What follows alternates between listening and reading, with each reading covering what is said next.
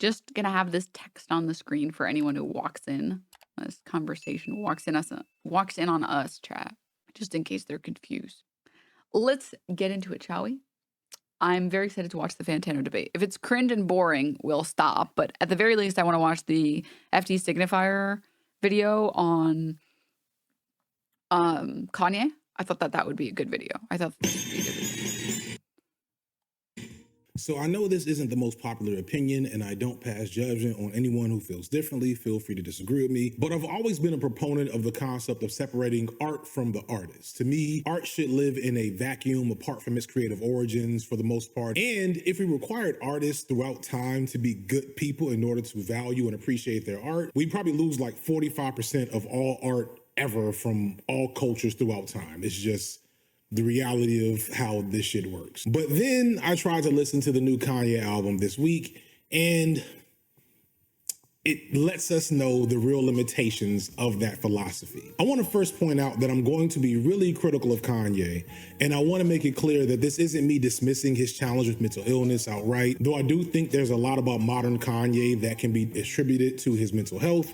Understand, that's an explanation, not an excuse. The vast majority of people with bipolar disorder or other similar mental health issues do not go on white supremacist speaking tours. They just don't. That is unique to Kanye West. I see good things about Hitler also. Kanye's behavior is maybe tied to his illness, but it's not a result of it. And we need to stop trying to use that as an excuse. But let's switch things to another fallen Chicago legend to really get into it here. Like, I think we can all look at the Kanye interview and recognize, or even look at Kanye and recognize that if he wasn't actively dealing with bipolar disorder, he probably would not have done a lot of the things that he ended up doing. He probably would not have gotten on Alex Jones and screamed, "Oh, I'm a Nazi. I love Hitler." He probably wouldn't have done that if he was either medicated or he wasn't dealing with bipolar. However, that doesn't mean that he would have stopped thinking what he thought. He just would have recognized, oh, I shouldn't do this in public. This is bad. No, I should not go on Alex Jones's show and scream about how I'm a Nazi. That sounds like a bad idea, actually. No. He only lost his filter? Exactly. And so I think that the primary thing with like bipolar is like, obviously you're always still responsible. And I think it's infantilizing to say, oh, well, they're mentally ill. They can't help it. Blah, blah, blah. Fuck you. Just because you're dealing with mental illness does not mean you are suddenly incapable of being an adult. However, it is worth mentioning that like the outbursts, the public outbursts that Kanye has, those are directly tied to his mental health. That's why there's people like fucking Lana Del Rey that are supporting Israel, but they aren't saying anything about it. They're not going on and being like, hey, I think we need to kill all those Palestinians. Because she's not having like a manic episode in public. That's her stance in private. That's the primary difference. That's all I'm talking about. So I do think like he is fucking up his reputation. Kanye is like fucking up his reputation. He's doing shit that like probably a neurotypical or maybe less unmedicated person wouldn't do. But his stances are probably all just as stupid. Also, yeah, he was also manipulated by those around him. Nick Fuentes and Candace Owens knew that they were getting in his head and that was clearly having a prolonged manic episode at the time. Yeah. Yeah. I think let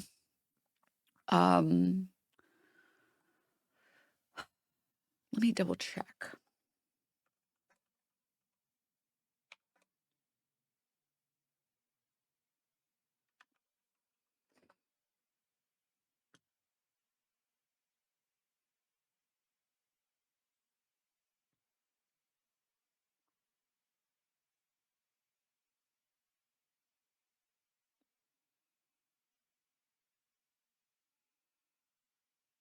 Oh, is it not there anymore? Maybe he removed it. I could have swore that Noah Sampson had a good video on, was it, I don't remember if it was bipolar or borderline, but I believe it was bipolar. But I guess it's not here anymore. Oliver Karras. DNM Wiggle. Spam, thank you for the 38 months. Thank you. Guess it's not here anymore.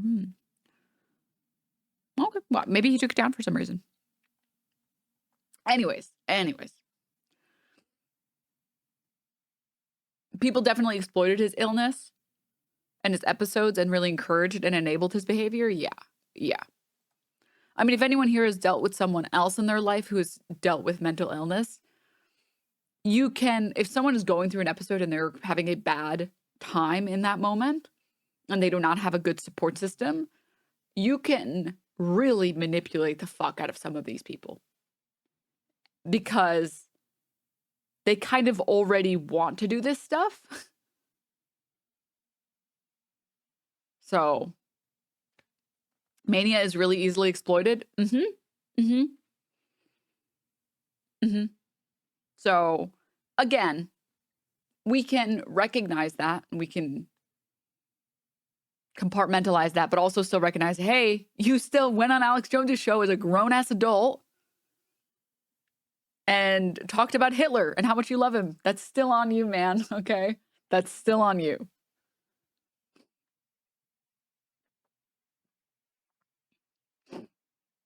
Here. I'm from Chicago and I grew up during R. Kelly's prime era where he had a million hits on the radio and was writing and producing for everyone and every prom, homecoming, cookout, block party, whatever you were doing in Chicago. If you were there between like 93 to 2005, you were hearing R. Kelly. And then you started hearing about a tape.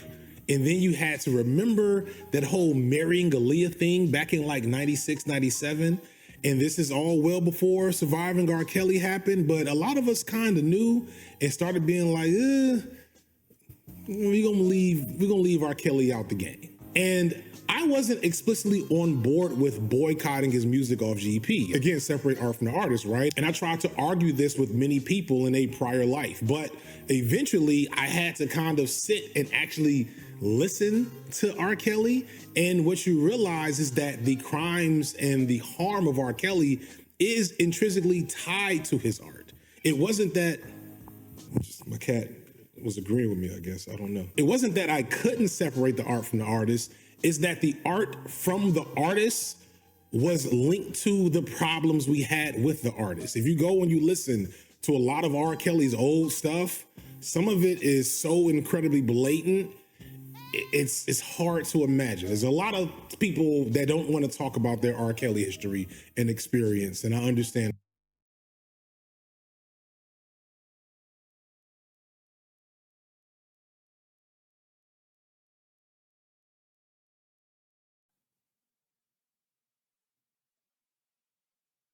I was muted on purpose. Okay, I would never make such a stupid mistake. Okay, can't have a bad take if you're muted. Anyways,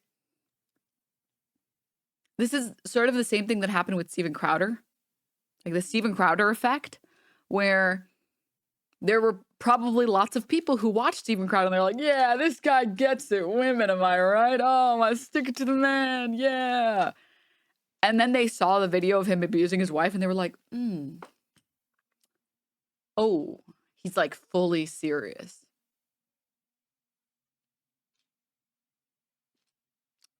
I kind of don't want to watch this guy anymore. I don't know about this. Nah. I feel like it's that way also with some streamers. Streamers who like, they'll play a character of like being an asshole, and then you find out that they're actually assholes, and you're like, I don't want to watch this. Actually, I don't want to watch this That's weird. That's weird. Me when Dr. Disrespect disrespects his wife.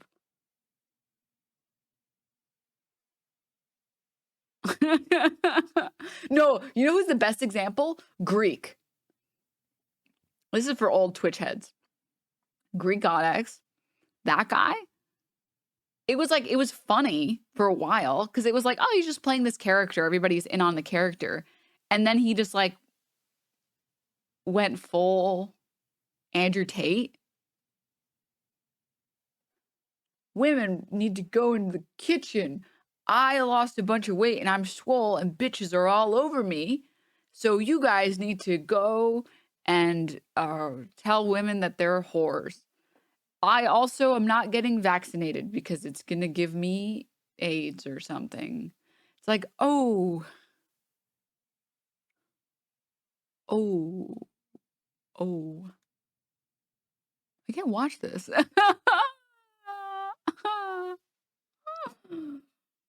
Are you /S or /serious? Another one is Louis C.K. A lot of his jokes don't hit knowing what we know. Oh my God. Oh my God. Dude, Louis C.K. is like the best example where he still has an audience, but there's a lot of people who can't watch him anymore because they're like, I'm sorry. Let me get this straight. You walked in a hotel room with your coworkers and then started jerking off in front of them with the door closed and they felt like they couldn't leave. That's really weird, man. That's really weird. I don't think I can watch you. I'm happy because like I didn't really like him or his not him. I didn't really like his comedy. It was just not my cup of tea personally. His delivery wasn't for me anyways. It's kind of like Tim Heidecker. Like Tim Heidecker seems like a really good guy. He seems like a really great like lefty and cool and everything. His comedy is just not my personal type of comedy that I like, but I know lots of people like it. Great. I'm glad the people who like it. Maybe I just watched like one of his worst bits or his like worst specials and maybe there's better stuff that I haven't watched. But I didn't lose a good comedian when Louis C.K. was ousted as like a predator. I was like, oh, well, I didn't like this guy anyways. I didn't really like his jokes anyways, so great. Cool. The same thing with, oh my God, I'm so vindicated. What was that guy's name? There was a really good video essayist that made a like documentary on him. Comedian Chris D'Elia or Delia or whatever, however you say his stupid ass name. That was another example where I remember watching a special of his. And like now I'm unsure. I want to go back and rewatch some of the special after I'm not going to watch it on a platform that would give him money or views, to be clear. I'm going to watch it on the platform that I can obtain it for free. Legally, of course. Haha. Clefariel, thank you for the 10 months, by the way. Thank you. But Chris D'Elia, I watched one of his specials, I remember, because he was so big. And I was like, okay, let me watch one. And it was like, I watched one of his like Netflix specials. And straight up, it was the first 20 minutes were him just making fun of how college girls are whores. And I was like, maybe this comedy isn't for me. I haven't laughed once in 20 minutes. It was like I'm a third of the way in and there hasn't been a single thing that's been funny. Whatever. I'm just not going to watch. It's fine. And then it came out that he was like a predator. I was like, nothing of value was lost. I feel bad though for people who've had to lose people that they like. A good example, Andrew Callahan. Springson, thank you for the Prime. Because I actually like Channel 5. And I can't watch it anymore. So the only time I have it on stream is if I'm referencing something that I know was only covered there to explain something. But I just can't watch it because it's been ruined for me. It's just like, it's just being a full-blown Nazi or being a literal sexual predator that just ruins it for me. I'm sorry. You can be like an asshole and I'll still watch the content. It's fine. If I like the content, I will like it. Once I know that that person is like, I would say one of those two things, like sexual abuser, predator, or pest.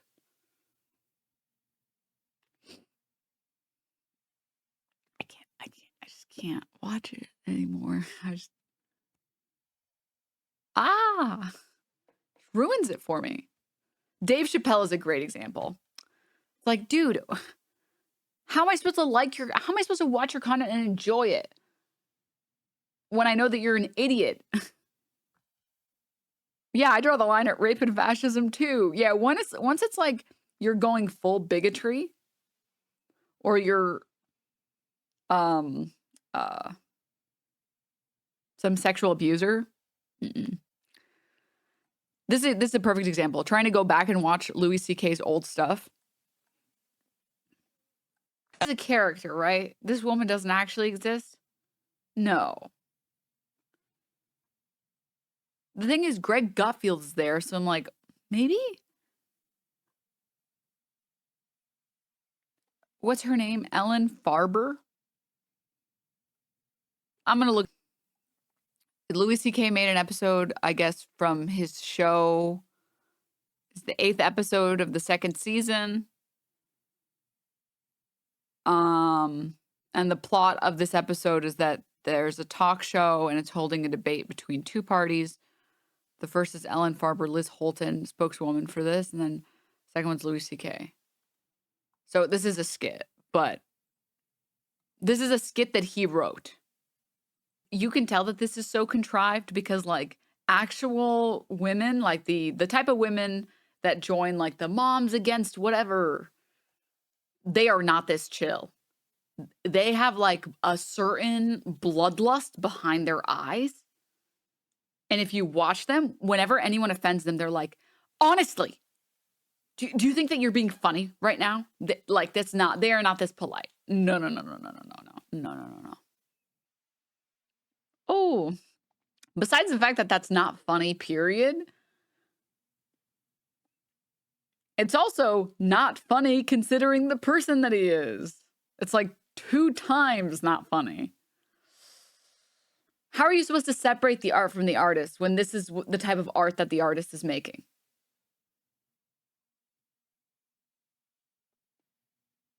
Bustin' makes him feel good. You can't. It's not possible. And why? And I've hit that point with Kanye West. So many of you already know, but I'm a long-standing hardcore Kanye fan, mostly old Kanye, but later in life, I even began to appreciate new Kanye. Everything from 808s and Heartbreak up into The Life of Pablo, new Kanye I do rock with, although The Life of Pablo, I Will Down the Hill is incredibly overrated by you 26-year-old nerds who weren't there for a late registration, but I'm not gonna argue with y'all today. Further, I think like many other black men my age and of my disposition, we have a complex relationship with Kanye because Kanye kind of saw us through a specific transition in life. And my first video goes through this. It looks at Kanye's rise and how he built up such a strong following with an entire generation of music lovers. And the second video is about how all of that faded away in the intervening years. That second video, however, was in 2021 when Kanye was just finishing Donda, and many of his transgressions at the time were mostly around his personal relationships and his relationship with the black community and his public persona. He was running around with Trump hats saying slavery was a choice, saying that Harriet Tubman was a loser or something. Don't get me wrong, it was all still very, very bad, but because it felt like an in-house conversation and it felt like Kanye was still trying to get right, he would still come into black spaces and he was popping up in black churches and black radio, trying to engage with that criticism that we had of him and often apologizing. He would always eventually go right back on his word after apologizing, but I still had hope and a desire for things to somehow get better. And I'm sure you know things did not get better. I see good things about Hitler also. I don't want to rehash everything since Donda. I've got a few videos that talk about it on the B-sides, but suffice to say, it's been bad. it's been really, really bad, to the point where I'm starting to really reconsider whether or not I do need to make a part 3 to that video, because it's kind of recontextualizing all the things we knew or think we knew about Kanye. But we're not there yet. I got to give him more time, because anything I say to criticize Kanye right now will not be relevant a couple of months from now. So we'll see. All that said, at no time had I stopped listening to Kanye's music, especially his old music. No, I don't think he's had a genuinely good album since Life of Pablo, which is, again, overrated. But everything before that is top tier in my book and the soundtrack to so much of my life. His new music, however, so, Donda 1, not good. It was bloated, unfocused, uninteresting. Kanye continues to have awful bars. I will never forgive him for that Hertz rental car line or the many weird lyrics about Pete Davidson. But the thing I realize now is that this is who Kanye is and will be going forward, and it led to that same revelation I had with R. Kelly. All of Kanye's awfulness notwithstanding, the flip side to this is that not only has the music been less good, less polished, less inspired, it's also been really dumb and gross. For a long time now, really going back to Dark Fantasy, Kanye hasn't just been your usual kind of misogynistic mainstream rapper. He's been sounding like someone fed Pornhub titles into ChatGPT. There's the bar about bleached assholes in T-Lop. There's the whole chorus in that weird song he did with Lil Pump. There's so many lines in Donda. Now he's got this new line and everybody talking about one in the pink, one in the stink. And these are lines that at least actually make sense, because there's... I won't respect your opinion if you don't have a single rap song that you like.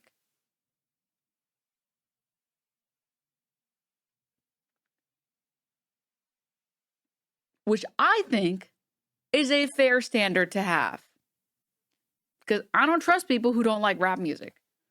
Really, there's no rap that you've ever liked. Then who are you to judge whether a rap song is good or not if you don't like any rap music? That would be like me saying, this country song sucks, as someone who doesn't listen to country music. What?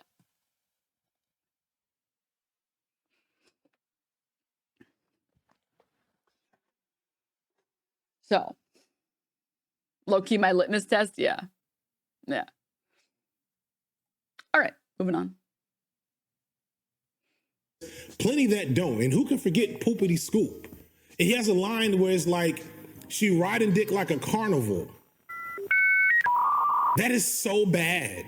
And what hit me is that Kanye has always said wild and ridiculous things in his lyrics, but early in his career, when he acted like he had sense, you just said, Kanye wild for saying that. That was a... And yeah, the overly sexual lyrics out of Ye are so hypocritical. Such a turn flip right after the Jesus is King era. His whole rants against how social media is sexualizing everything. Yeah. Yeah. Not good. Dope line, but we have to start consider whether or not Kanye was ever joking when he said those things. Going back to that bleached asshole line, Rhymefest, Kanye's former writing partner, talks about how this line was argued over and resulted in him leaving their partnership seemingly for good. If I this model and she just bleached her, I don't even gotta read this. I said, this is not who you are. Who you are is your humanity and vanity have to fight each other. If it's all vanity or all humanity, it don't work. On my t-shirt and I'm gonna feel like an ass.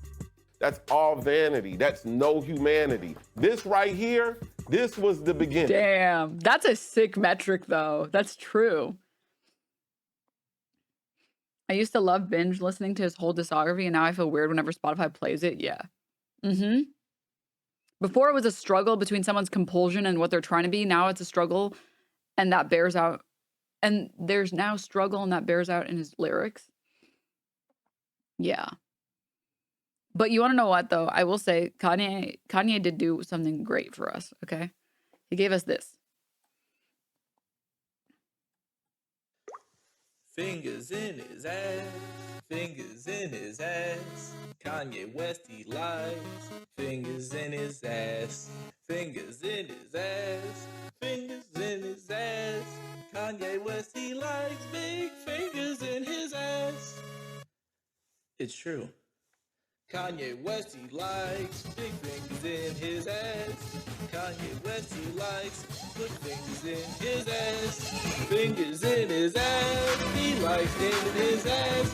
He likes in his ass. Fingers in his ass. Yes, pinky, index finger and the thumb in his ass. To the butthole goes numb. West in his ass. North in his ass. East in his ass, most definitely in his ass.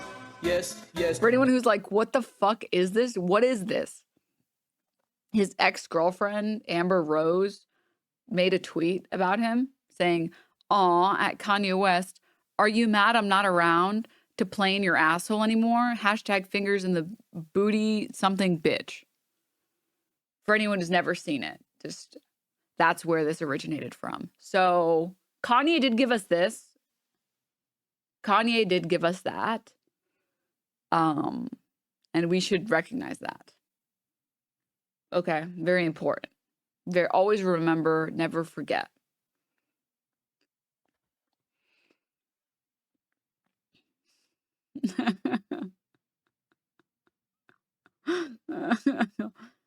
And I don't know if I like the shaming of that. You're mistaken on what's being shamed. He's not being shamed in this video, in this song, for liking fingers in his ass. Okay? He's being shamed for trying to rebut it, to rebut it, and trying to say, no, I don't like fingers in my asshole. No. Which, like, you can't do that on the internet. People are going to immediately make fun of you once they realize you're insecure about something. If you ever show insecurity, ever, it's ogre for you. It's ogre. It's hypocrisy shaming. Exactly. It's like, oh, you're trying to hide this? Watch this.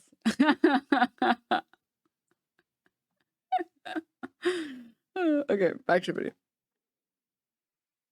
And Rhymefest's story here seems to be repeated over the last few years from a lot of people. All those people that were there with Kanye in the beginning are gone. And Lord only knows who's left, but they're clearly not people capable of telling Kanye no or telling him what does and does not work. Getting back to the point, in my main channel videos, I talk about Kanye breaking Kayfabe. And what that basically means is that Kanye changed what it meant and looked like to be a mainstream rap star. For nearly 20 years, mainstream rap was dominated by this gangster rap, hardcore street image that was mostly fake, aka Kayfabe. And Kanye somehow managed to break that and was running around with teddy bears on his clothes and then eventually high fashion. And that seemed revolutionary at the time, and it was, but now I realize Kanye didn't actually break kayfabe. He just introduced a new one, his own personal version of a false reality where we're all supposed to believe that he's a genius and that everything he does, even the stuff that doesn't work, that doesn't make sense and isn't very appealing, is just part of this bigger vision of a more significant message that folks don't realize. For example, I'll never forget the video for Bound 2 from Yeezus. It was like this first or second video that came out for the album, and it was the first time we saw him with Kim Kardashian, which meant it was kind of a big deal at the time because a lot of people still didn't believe that they were together, but that's again, watch the old video. And this video looked like something from Tim and Eric's Awesome Show, just this absurd, ugly thing that he made and put out there to the masses. Like, goddamn. Like, you know those like moving AI images? It wasn't far from that, and everyone hated it, especially since it was the video for the only song on that album that sounded like old Kanye. When pressed on why the video looked like that way back in 2013, so over a decade ago now, before the whole world was irony poisoned, Kanye had this to say. You talk about Bound 2 video before we discuss it. What was your mind frame of Bound 2 and what did you want the people to get out of it? What was the treatment for that video? Oh, I wanted to take white trash t-shirts and make it into a video. So you wanted it to look bad?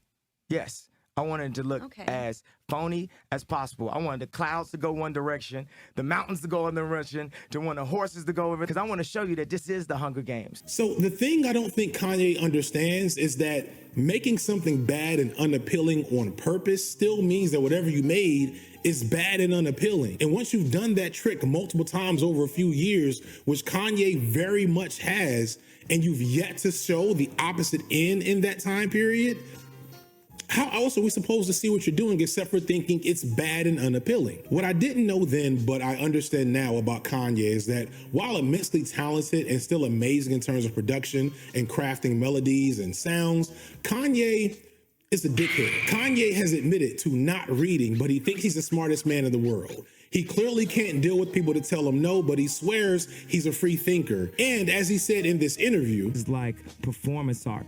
The thing is, I ain't got a problem with looking stupid. and after hearing some of the lyrics on this album, He, some of he the definitely does not have a problem with looking stupid. He's very capable of doing it. choices on it, after hearing the verse Kanye spit on the original Life of the Party with Andre 3000, the second time he's wasted an Andre 3000 verse, I feel like Kanye should have gotten to the point where maybe he should stop trying to look stupid. Before, when I was so enamored with Kanye, the artist, I would give him grace for all the dumb things he did. I believe the kayfabe of Kanye as the genius. But now, after years of clearly not being a genius, I just think most of what Kanye does. I feel like God, even uttering the name, but I feel like this is the same disillusionment that people experience with Sam Hyde, where there's a lot of people who were or are Sam Hyde fans, and then they realize that it's not like a bit or whatever, he's just a huge piece of shit. And then they're like, oh, I thought it was just like some super meta post-modern irony. And it's not. Oh.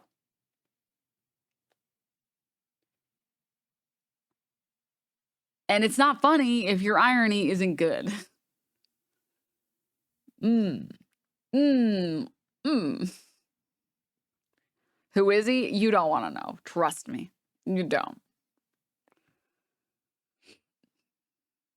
Does is dumb. I'm no longer giving him the benefit of the doubt to reinterpret mid or bad music as being good based on some twisted cult logic I made up in my head to do. Jalon, hi. Hi, Jalon. How's it going? How are you? I hope you're good. Hi. People shy. You caught me when I took out my slime. I got a stim. Look, guys, the slime is getting hard, so now it's like breaking apart. I'm so sad. Oh, thank you, Jalon. Defend my parasocial fave. This album has some moments in it and a few cool melodies, but most of it sounds samey. It's almost like one long ass song. There's a ton of ridiculous cringe bars, and it's not overly memorable. I literally cannot remember it after trying to listen to it twice in the past week. And as far as I can tell, this was Kanye really trying. And he failed. And that's the most basic and easy to digest reason to not listen to Kanye now. All his bullshit aside, which is legit shit to be mad at and boycott Kanye for. Or if you're not want to get in... God damn. Or if you want to keep it simple and you don't want to deal with all the complex political stuff, just recognize the music isn't that good. And it hasn't been for a while. Even if I wanted to separate the art from the artist, you can't help but notice that the... This is literally what I was saying. This is what I said yesterday.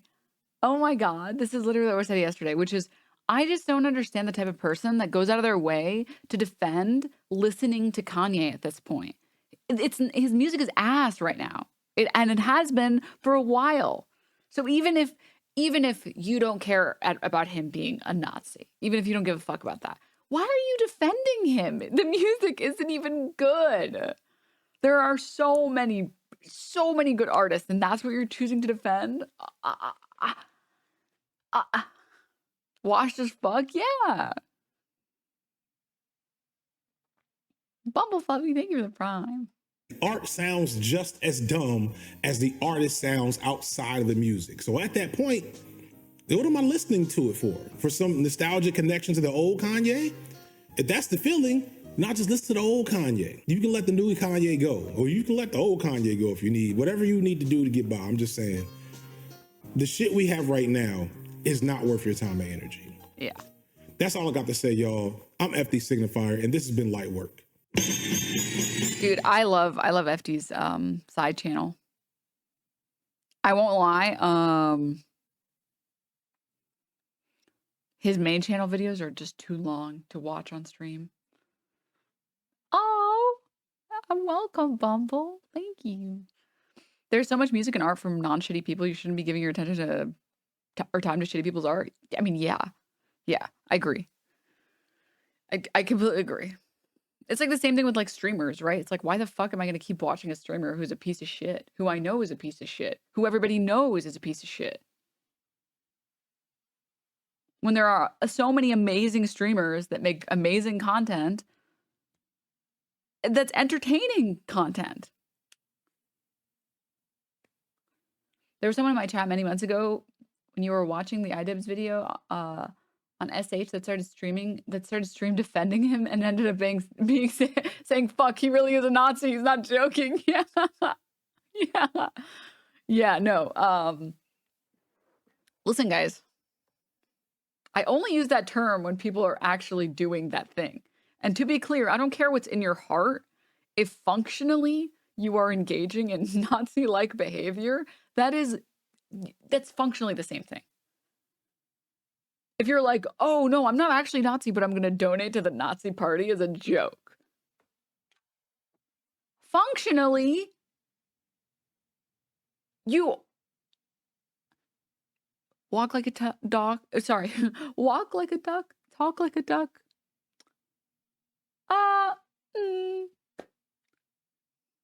Because there are good jokes you can make. That is not a good joke. That's not a good joke. All right, now that we watched that, I want to watch the Anthony Fantano debate. I want to watch that bald man talk. No. This is the This is the Hassan clip on it. Where's the? Is it this one? 1 day ago? Wait, the best way to know is what he's wearing. This is the one.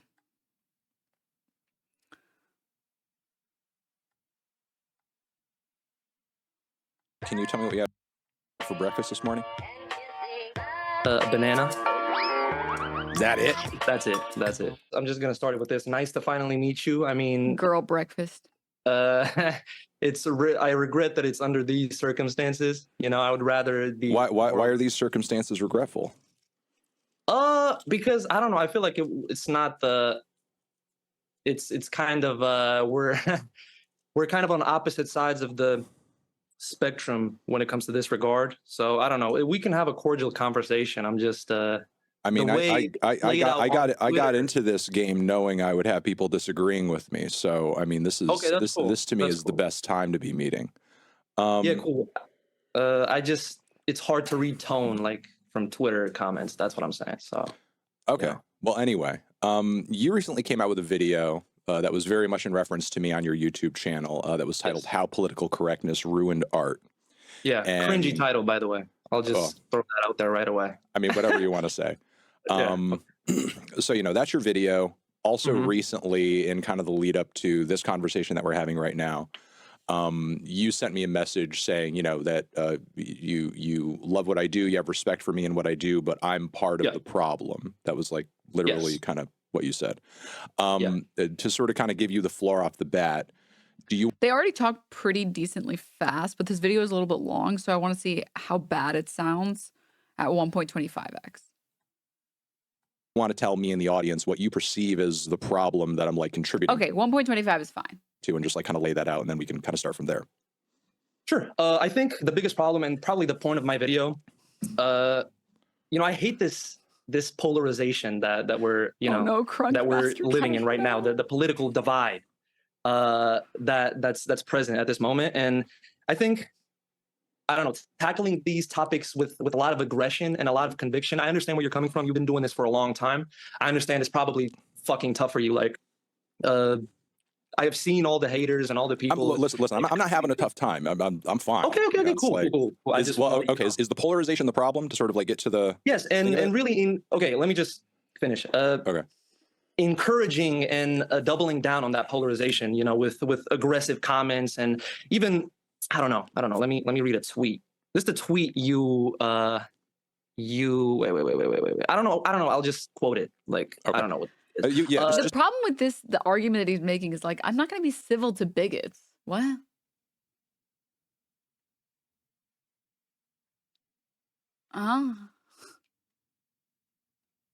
If that pushes people away, the only people it's pushing away is the bigots.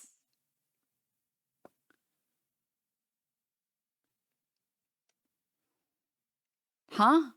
Like, you don't understand. You saying all this stuff, all this SJW stuff, it's very polarizing. It's only polarizing to the people who actually believe in bigoted bullshit, huh? That's just stupid. And guess what? If you're not a Nazi, you shouldn't get offended by someone who is a Nazi getting called one. Huh?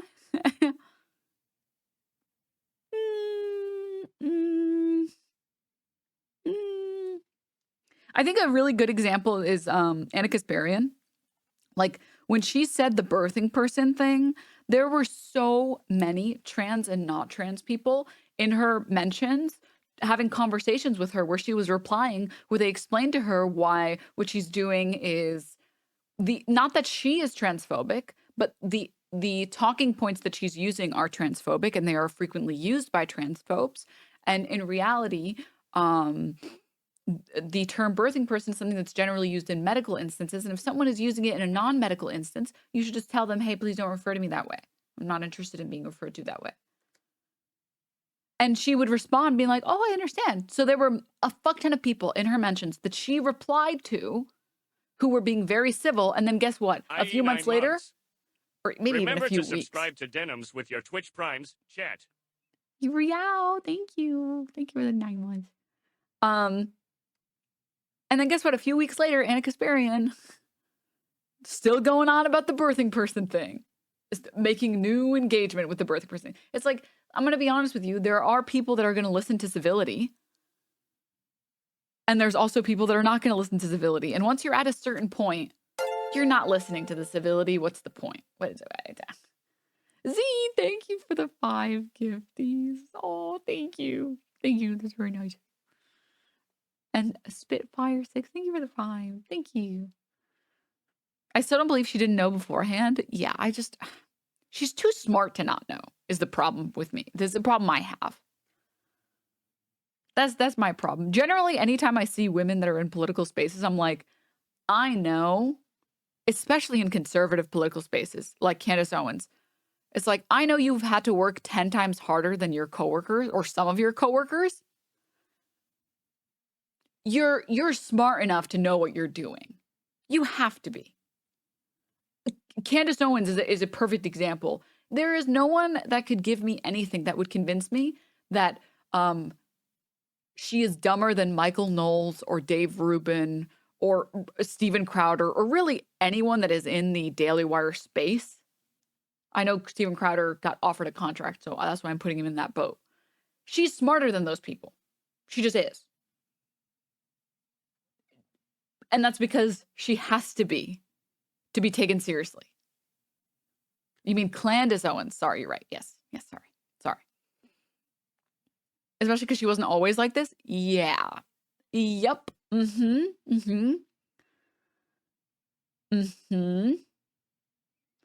So, also, especially that she's a Black woman. She has to be 3 times as smart. And I mean, you can even see the way that like Michael Knowles talks, he sounds like a stoner. Arun, thank you for the raid. Hi, raiders. Welcome. We're just watching the Anthony Fantano Kanye debate, but we were talking about a couple other things. Same sort of concept, though. You guys get what I'm talking about. No one can say anything or show me anything that will convince me that Michael Knowles is somehow smarter than her. I just don't believe you. I just don't. Have you seen that guy talk? He's an idiot. If Candace Owens made the documentary that Matt Walsh made, it would have been a good documentary, to be clear. She would have convinced a lot more people. And that is because if you watch fucking Matt Walsh's What is a Woman, he leaves in interviews with people who know what they're talking about. Like, he literally leaves in interviews with these people who perform reassignment surgery. And they're like, yeah, well, gender is a collection of attributes that is like socially reinforced, and engaging or, receiving surgeries or hormones to perform and participate in society as this person that is a collection of attributes is why gender validation is good and important and blah, blah, blah. And then he's like, but what is a woman? It's like, oh my God, why did you leave this interview in? It made you look like an idiot. I don't even understand. I don't even understand why you left this in. Beyond me. Beyond me. I love sneakers. Definitely not voting for Trump. There's no universe where I vote for Trump, I think. I'm just Luca. Thank you for the 17 months. Thank you. Okay, let's go back. It's literally just a documentary of him refusing to learn. Yes. And the only people that watched it and thought it was a good documentary was other fucking old people that were like, yeah, this guy gets it. It's called common sense. You can't change your gender. What? That's just the way it is. It's like, oh my God. It's meant to tell the audience you can ignore all this science nonsense and just feel smug like me. Yeah. Hey, now I'm old. You know what? You're right. There's also transphobic young people, so I should be inclusive. Just tell me what I said generally. I'll tell you. When you make a think piece, but you can't think. Right. Okay, how should I feel about that? How should you? Well, I mean, it's definitely making fun of your video. Yeah. I mean, do you want to know why I would say something like that, or? Okay, sure. I just feel like you made a lot of terrible points throughout the video. I'm having a hard time sort of seeing how you feel polarization is necessarily the issue here, because, I mean, you've said and contributed to polarization in your video in your own way. I mean, let me just kind of pull this out of the closet and get a little direct here. I mean, this is kind of a different position you're taking here now that we're sort of on stream than you are in the video. In the video, you say very bluntly, the problem, the greater problem here is that you feel like there is an absolute inability to give shitty people any sort of recognition. Is that the problem that we're kind of facing societally right now that I'm contributing to? We don't give shitty people enough recognition? No. That's not what I was trying to, that's not the point I was trying to make. But that's literally the thing that you said is the problem, and those words came out of your mouth. Those words did come out of my mouth, but, well, I'll use this as an example. So you watch.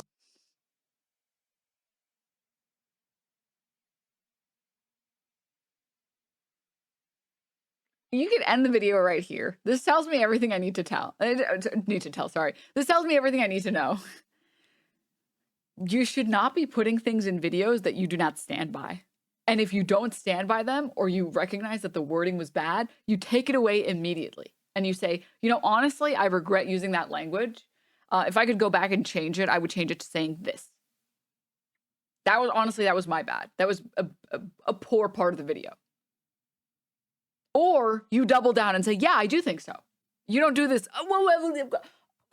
Yeah, technically I said that, but like, oh my God, so pathetic. Technically those words did come out of my mouth, but like, I didn't mean the words that came out of my mouth. I know I wrote the script for that video, and then I read it out loud, and then I recorded it, and then I edited the video, and then I uploaded it, but those weren't the words I meant to say.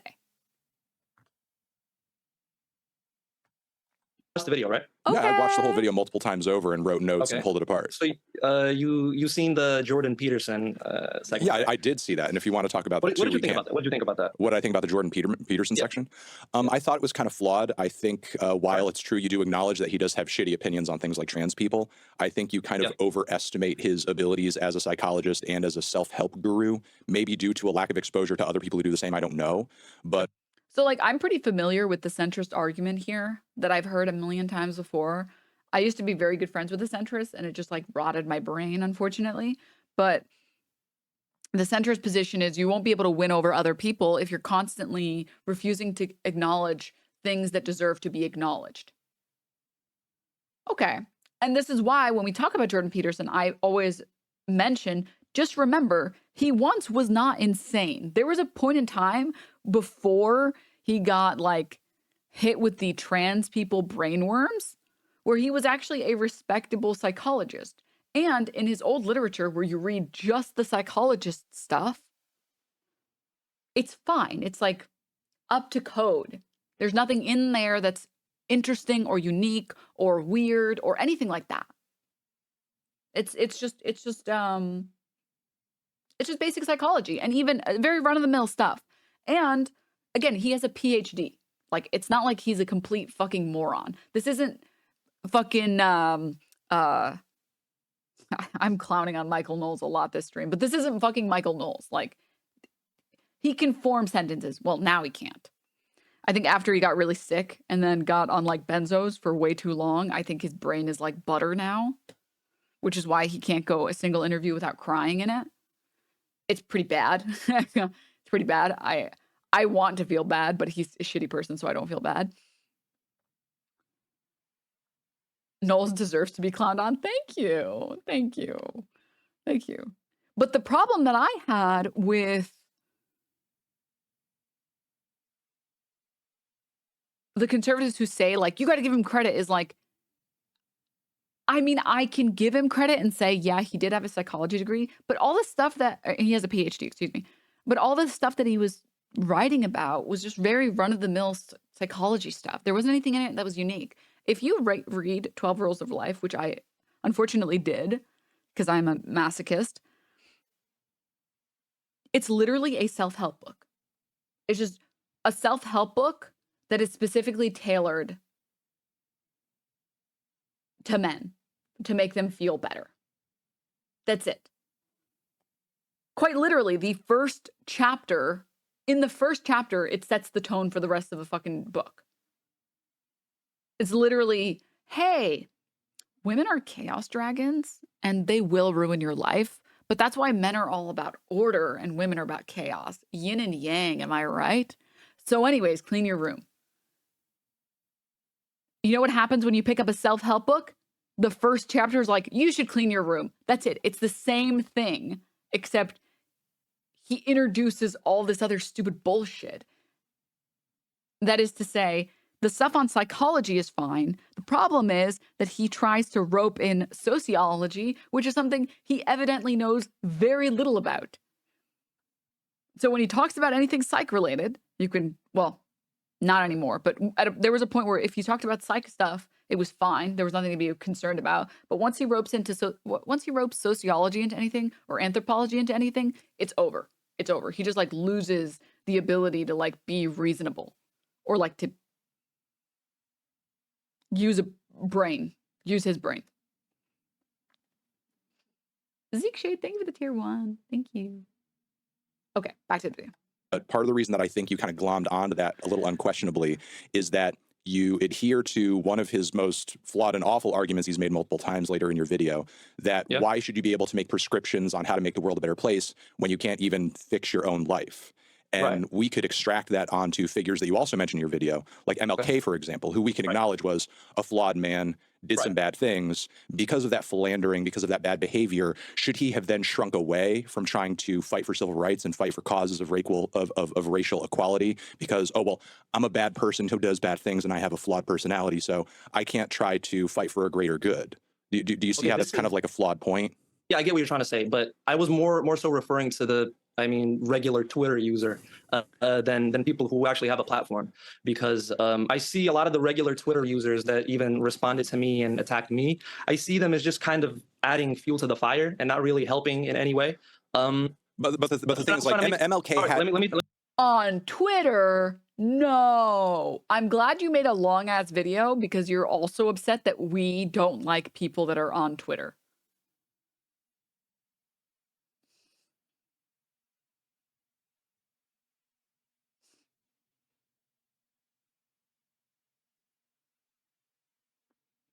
This is actually probably my least favorite thing that the right does consistently, and that includes people who call themselves centrists, to be clear. They see one insane person and then they're like, see, the left has gone crazy. It's like, we don't associate with that person.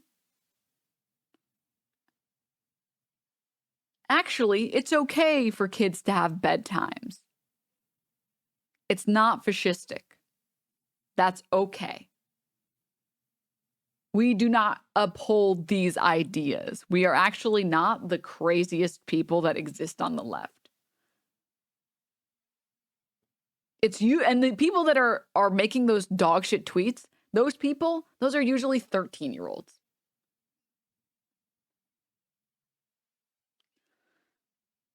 Sorry to be the one to say it, man. Sorry. But that's the reality, man. Let me finish. Oh, wait, MLK had to at one point be just some like regular, average, irrelevant Joe who was still a flawed he was a flawed person first. We all start off as flawed people. We never start with a platform that we can then do something good with. So he started out as a flawed person, and just like any other random Twitter user, was somebody who had an idea and a passion and a point of view at one point that he felt was worth fighting for. I get what you're saying, that like a lot of these people may be coming at you on Twitter like irrelevant nobodies, but like not all of them may be forever, and at least a few of them may go on to have a platform and have influence that they sort of have some kind of positive impact with, even if behind the scenes or to some extent they are some kind of flawed person that makes mistakes. I disagree with that because of the notion that the way MLK, and I'm not very educated, you'll probably, I'm not very educated on this issue. I'm not even from the US, so I'm not completely familiar with all his talking points. But the way he approached the whole civil rights movement, it was a lot more understanding and trying to connect even with the racist people, trying to reach them than just like pure attack, fuck you, everything you're saying is wrong, you're a piece of shit person. I think that gets us nowhere. And I think that's been proven in the last couple of years. I don't know how Anthony, I don't know how Mr. Fantano, I don't know how Mr. Mellon is restraining himself. Because I think I would just start laughing if I was there and I had to be in that interview.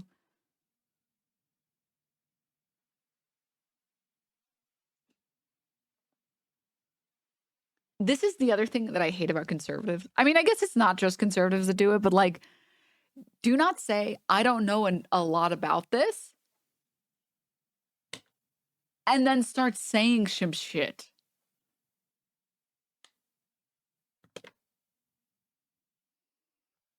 MLK famously said his favorite people are white moderates. So that's just the point I'm trying to make. And just to add on my the point I made previously, with the Jordan Peterson book, I mean, the fact that he's not maybe not, possibly, I'm not familiar with this, maybe he's not a reputable psychologist, okay? And that's well, I mean, he is on the verge of having his license revoked. Okay. But the fact is that his book helped me in a major way. Yeah, which I mean, it could have. I'm not denying that. And that's fine, right? Yeah. Okay, and this, you may not hold this opinion. I'm not conflating you with your fans or anything, but I saw a lot of people saying like, how can you say that? There's a million other better psychologists than Jordan Peterson. Why would you say that? You can read other books, which is like, I get what you're trying to say, but can I not like acknowledge that something helped me? Can I not be honest about, I don't know, about good experiences I have with certain things because they come from a problematic source? Is that what we're doing? In this specific case, I don't see an issue with it per se, especially since you kind of acknowledge that Jordan Peterson does legitimately have like shitty opinions on certain things. Yeah. Like the greater problem is that like Jordan Peterson, I mean, you could look at the man's Twitter account. You could look at his speeches. You could look at where he gets booked and does talks on a regular basis. Like he's not often paid or brought in to speak to groups of people to address that topic. It's more often to address wokeness. Yeah. It's more often to address trans people. It's more often to address, what he agrees is like, or thinks is like, covert Marxist, whatever the fuck. That is often what he's being booked to discuss. I mean, if anything, if he's still acknowledged as a psychologist and as a self-help guy, it's in order to bolster his legitimacy as a man who can comment on these issues. Because it's like, oh, well, maybe I should consider what this man has to say about all of these topics that he's not. But like also, there's a couple problems. Number one is, did he really help you considering that this is where you are in your life?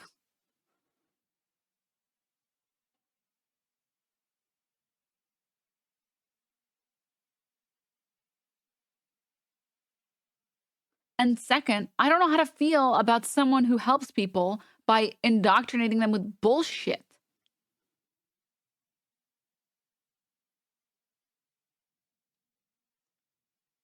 Like, can you imagine, guys? Can you imagine? Again, if you guys want to, go read 12 Rules of Life. You'll see what I'm talking about. But can you imagine reading a book and it's like, hey, you need to get your life together. You are the only person that can control your future.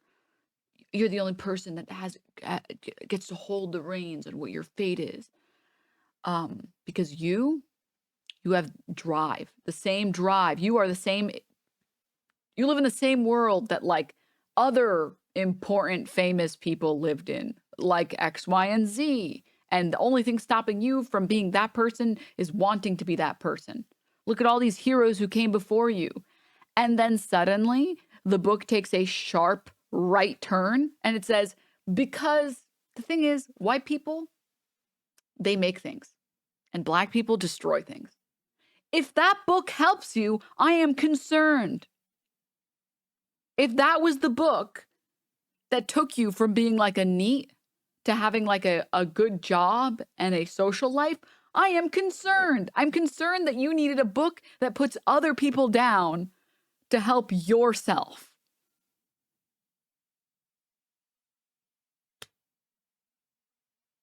Ah! Ah! No. To be clear, sorry. I said, can you imagine? My apologies. The book doesn't say that, but it says that about women. The book basically says, women do not have the same capacity to create the same reality that men have. Because women and men are inherently different. And as a man, you can take control of your destiny, and women exist peripherally. They exist around you. And I was saying, as an analogy, can you imagine a book saying that about white people?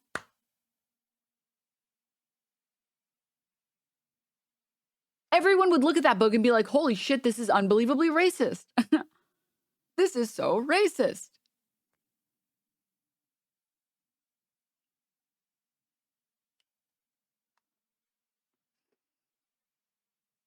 Anywho. So educated in because he's a psychologist. Your point here being that I'm legitimizing Jordan Peterson in a way, so that also kind of I think you personally did your due diligence in sort of acknowledging that he is a flawed guy, and that he does not have like uniformly great opinions on everything. I'm not personally blaming you for anything. Okay. Let's just like get that out of the way here. All right. I'm just saying, we don't necessarily though. You could acknowledge that. You could say, I read the guy's book, and look, a lot of people have who fiercely disagree with him and say, you know what, like, he doesn't really talk about a lot of this stuff in his book, and this is just, a separate thing in his world, and that more or less seems kind of fine. And if he just sort of stuck to this and just focused on this, he would probably be overall, like in the greater world, a sort of neutral figure that people generally found uncontroversial. Like nobody's attacking the man. Like the guy didn't rise to prominence because he had like really hot psychological takes. Like he rose to prominence because he was making a big to-do about, if I don't acknowledge people's pronouns on the college campus, they're going to throw me in jail, and I won't do it. I won't do it. You can't make me do it. That's why he rose to prominence. It's not because he's like. I don't understand what point you're trying to make here. Like, well, the point I'm trying to make here is, even if he is good at this one thing, to an extent, we don't need to then give him his flowers, especially since, at that one thing, he doesn't seem to be the greatest in the world at it. And in addition, let me finish my point. This is my point. I have two more sentences. He doesn't seem to be the greatest in the world at it. And in addition to that, it doesn't seem to, what I want to say is define the bulk of his influence and impact on the world is what I'm saying. When Jordan Peterson is talking, I guarantee you 90% of the time, it has little to do with what is in that fucking book that you read. And it's more on the things that you personally acknowledge make him a shitty human being. Like he makes his living being a shitty human being, not being a self-help guru or a psychologist, which again, he's on the verge of losing his license. All right, so that's like the 8th sentence. That's cool. Sorry about that. I lied. I'll readily acknowledge. I'll readily acknowledge that I lied there. I get it. I like yapping. I'm a yapper too, so I can't even blame you for that. I mean, you just said it's okay for me to say that the book helped me, but are you now saying that it's not okay for me to say that? Because no, you can say it, but the thing is, like, there's a difference between, I think, just kind of personally enjoying something and even just like kind of accepting on a personal level. Like, I think this is, something I can kind of separate from him, and something what I do, which is like I criticize things, I analyze things, and then I sort of use my platform to boost and expose those things to other people. Look, I'm not making an argument here that in regards to Jordan Peterson or, even Vulture's one, that it's like some kind of grand sin being committed just by virtue of listening to it. I went on my stream and listened to it in front of tens of thousands of people. Like if I mean, okay, so like let's I was getting my PhD in humanities when Peterson was blowing up. Dude was a complete joke from a scholarly perspective. Like his use of Jungian analysis was really disconnected with the current conversation of psychoanalytic theory. Anytime Jordan Peterson starts talking about Jungian like philosophy, I immediately close my ears because it is he doesn't understand what he's fucking talking about. It pains me. It caused me immense psychological damage. It's like anytime someone starts talking about Hegelian dialectics, it's like, oh Lord, oh brother, please spare me. Please don't make me do this. Please. Going back to the video for a second. It feels like Anthony Fantano is basically just saying, yeah, it's cool that that helped you and you should be able to recognize, yeah, that helped me, but also say, yeah, this guy's kind of a piece of shit, man, huh? That's how I feel about Nicki Minaj, unironically. I like her music. The amount of self-confidence that I've gotten from Nicki Minaj's music alone is incredible. I've said it a million times, but there is no music that gives me, or anything else that gives me more confidence than listening to female rappers. Female rappers are just like a lot of the music that comes out from female rappers is just so unequivocally themselves. And it is just, yeah, this is who I am. Go fuck yourself if you don't like it. I know I'm the shit. And it gives you, if you struggle with self-confidence, I don't know if this would apply to people who aren't women in the chat, but for me, listening to that stuff makes me, I just feel like I can take control of the world, man. I just feel like a god. It's like all my social anxiety disappears. I'm like, yeah, you know who I fucking am? That's right. That's who I am. Yeah, I'm the shit. Oh, hi, Mayor Cat. Oh, hi, Mayor Cat. Mayor Cat. Where's it go, Mayor? Come here. Come here. You want to come here? Oh, I got Mayor Cat. Oh, yes.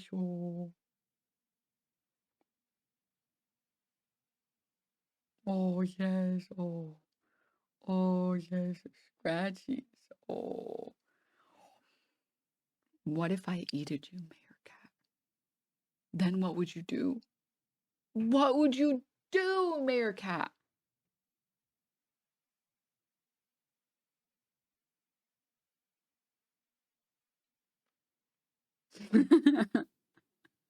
This cat is a mayor? Yeah. What is he the mayor of? He's the mayor of this stream. Who do you think makes the rules? You think I make the rules? No, he makes the rules. We know right, Mr. Mayor. Oh, the mayor. Oh, the mayor cat.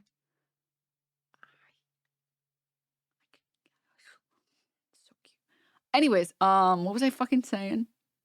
Oh, sure, right. Nicki Minaj. Yeah, in my heart of hearts, Nicki Minaj did help me. But I can look at that and be like, what the fuck is she doing? What is going on? What is going on? The vaccine skepticism, her cousin's whatever balls. And now this shit with like Megan, and then like with her husband was like a sexual predator or some shit. What is happening?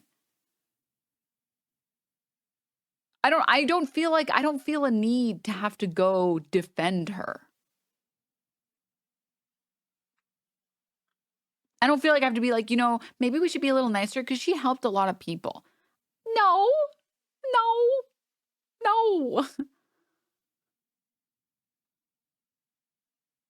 And that's like the problem that I have with this guy. Yeah, you could have been genuinely helped by Jordan Peterson, and that's great. I'm happy for you. But I think that's one of those things that you take a look at and you're like, damn, this guy really helped me like break out of my shell and really push to be like the best version of myself.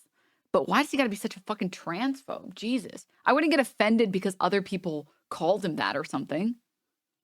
If that's the argument that I'm making, then I've just literally committed the same sin that I'm accusing other people of. Of course. That is not what I'm saying. I'm not like, I'm of like the same opinion of you that one individual person choosing to listen to this record or read a Jordan Peterson work is not like, some kind of greater detriment, to the state of the world or something like that. But I don't think we're doing ourselves any favors by ignoring the idea that actions do have consequences and that, there are potential dangers and downsides to like uncritically praising and platforming things that may be attached to things as dangerous as, like, let's say, Nazi ideology, you know? So you think all those things are attached. So you think it's impossible for me basically to say, okay, I enjoy him as a psychologist, but he's a horrible fucking human being. Well, I think he himself makes it difficult to unattach them because he uses his psychology background to bolster his shitty opinions on other topics. He himself uses that as a platform to make his opinions seem more valid than they are. Jordan Peterson himself is making the detachment difficult. It's not me doing that, it's him. Yeah, okay, but the point I'm... Oh shit, Fantano. I didn't know you could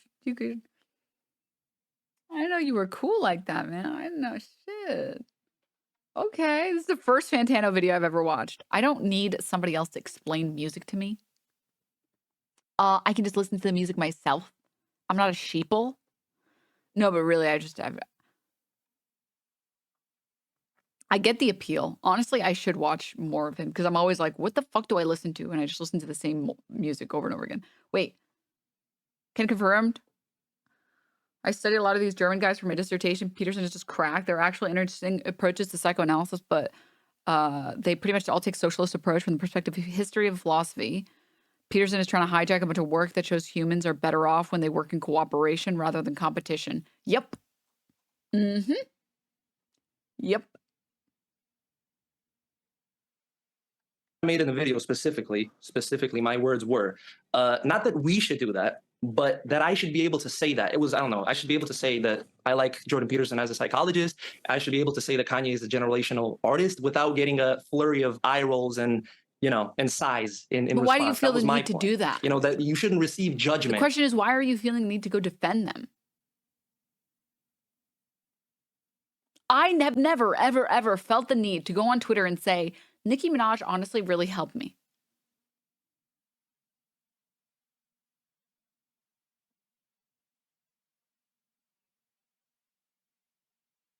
I don't need to say that. I don't need to go out of my way to say that. Hey, she made her bed. She can lay in it. Okay. I'm not going to go out of my way to defend who she used to be. That's not who she is now.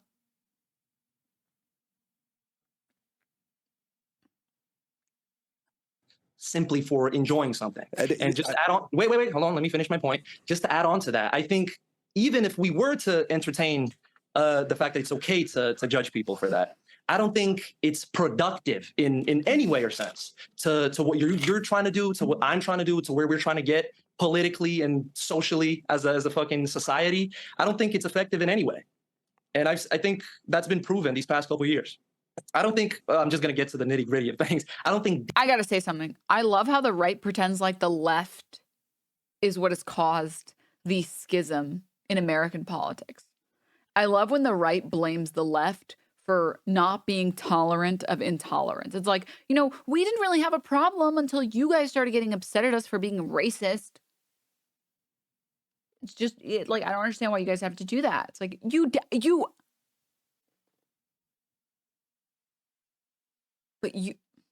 okay, deplatforming is an effective way of doing things.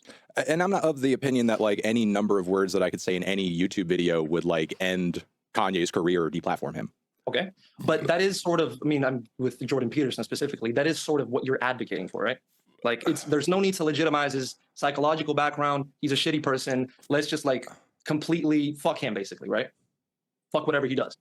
That's deplatforming in a sense, right? No, I'm not saying like fuck whatever he does. If he decided tomorrow that he was going to stop making a living off of lying about and debasing trans people and just focus on the psychology stuff, to whatever extent people enjoy that or get something out of it, that would be fine. I wouldn't really have a problem with that. I think you're conflating. I didn't just focus on his psychology stuff. No, I know. You're asking me a personal question as to whether or not I want him deplatformed, or whether or not I think we should throw everything away. Sure. Should you want him deplatformed? Deplatformed from what? Like Twitter?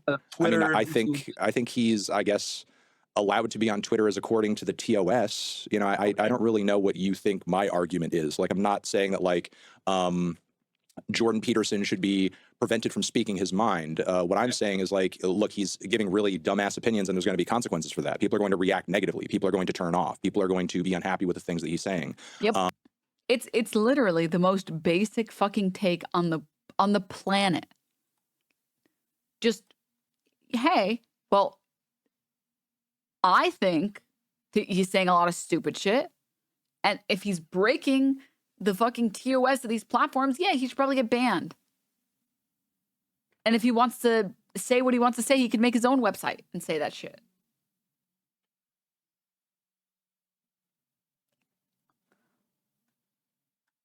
There are going to be companies and corporations that you need in order to spread your message out there and put it on this platform, put it on that platform, that may not want to work with you because of the fact that it ends up being a bad look. Like, that's just consequences for the things that you say. Like, when we're talking about widespread deplatforming on every level that you possibly could, I couldn't really imagine anything other than like the government stepping in to sort of actually make that happen. And I'm not advocating for that. Whoa, no, I don't mean that kind of deplatforming. I mean kind of well, I mean, what I'm saying is like what happened with Andrew Tate, for reference. What happened with Andrew Tate? He got Ew. I didn't mean to pause the video. Platformed off everything, and his stature grew. He became sort of a martyr for the Red Wing. You know, Piers Morgan, whatever, like Ben Shapiro, everybody talking about him. His popularity rose more than ever because that was his main talking point for a long while. He was like, "Hey, I'm banned from everywhere. They don't want to hear what I'm saying. Like the higher ups banned me from saying this because they don't want you to hear this." You know, he gave him validity in a sense to the ignorant people on the other side. And I think the thing here is that we're on the same side here. Okay, even though I hate, you know, using size as you know, in my terminology, but I think we want the same thing, but I think we just have different ways of dealing with ignorant people. Was any of that coherent? I don't know that any of that actually made a point. I feel like he just said a bunch of random sentences. And I don't know, tackling that issue. I don't know if I know this chatter. Beauregard. You watch other streamers? Mods ban him. Let's hope no one else in here has been typing. Yeah, you think I don't know? Oh, I know. Oh, I know. No, what you're saying here holds completely true because the thing is, like, provably a guy like Alex Jones, for example, who, due to his actions and his words, has been pulled from everywhere, sued into the Stone Age, and, you know, basically, like, his influence dampened in every way that it possibly could. That has provably, yeah, sure, made him a bit of a weird, obscure-ish meme folk hero among some conspiratorial psychos on the internet, but arguably he has way less influence now than he ever did. So, I mean, wouldn't that be an example of like platforming working and ultimately serving a greater good, since now he's no longer able to as effectively turn his audience on people whose children have been killed and force them to move from house to house to house to house because they're being threatened because they think that they're playing into some kind of weird government plot to have their guns taken away or something. I get what you're saying. I get what you're saying, but I completely disagree with you in the sense that I think I used this analogy. I did use this analogy in the video. How your police force tackles things. It's sort of like trying to put a Band-Aid on a fucking decapitated head, you know, just ignoring all the core problems and just trying to patch up these singular individuals when in reality there's still demand for this type of content. Okay, it may not be Alex Jones, but another Alex Jones is going to rise up because that demand is still there. You can't just erase that demand, no matter how many individuals you suppress. Literally, what is he cooking? Or erase off the planet of this earth. People are still gonna need that. They're still gonna seek out that type of content, and there'll be other figures in no time. Listen. Okay, guys, we can't jail that rapist because there's going to be other rapists. We have to fix the problem. Oh, this is the stupidest thing I've ever heard in my fucking life. Oh my God. Oh my God. Providing the same type of content, spewing the same kind of ignorant rhetoric, and nothing is going to change. I mean, provably, nobody has risen in Alex Jones's place that is quite as unhinged at this point. In fact, I mean, I don't disagree that there's no shortage of conspiratorial content out there, but a lot of those people that make that same stuff, whether you want to say like, you know, and I don't think they're on exactly the same level. This is not my point. You know, you could say Russell Brand, you could say Joe Rogan, you could say Andrew Tate. Like, even they understand to an extent there is a third rail due to Alex Jones that you should not be touching. You know, because Alex, I don't understand. Sorry, like obviously Alex Jones like went too far with what he was doing, with his rhetoric, with the defamation, with the lying, with the accusations, with the completely unfounded and unprovable lying. And what I'm saying here is like, clearly he has stood as an example and hasn't been completely replaced in the sort of damage in the sort of damage level. Well, okay. Well, what about Nick Fuentes? Denims who can't ban Nick the Fuentes is far, like multiple leagues more obscure than Alex Jones is right now, and will, you know, from what we can see, due to how noxious. Yeah, Nick Fuentes is nowhere near as big as Alex Jones used to be at his YouTube peak. Okay, used to be at his YouTube peak, but when he was like when Alex Jones was still platformed and allowed everywhere. Well, okay, right, but when was he deplatformed exactly? That's not really relevant to the conversation. Look, here's the thing. I think it. No, wait, hold on.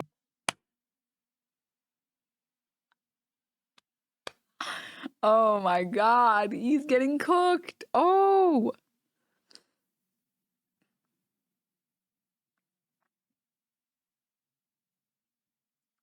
Okay, I'm sorry, but if you're going to debate Anthony Fantano, you didn't even prepare any fucking notes? Nothing? Nothing. You didn't prepare notes. I prepare notes for everything. I prepare notes if I'm going to talk to people. I prepare notes if I'm going to get into a meeting. I prepare notes if I'm getting in a call. How could you not, like, you don't even know where the conversation's going. I think it is because recently we've seen a huge uprise in like red pill content, Sneeko, I don't know, Andrew Tate, Nick Fuentes. That might be, it's not a coincidence, right? It is a coincidence, actually. The reason why we've seen such an uptick in that stuff is because modern algorithms, specifically TikTok, promote whatever gets the most engagement.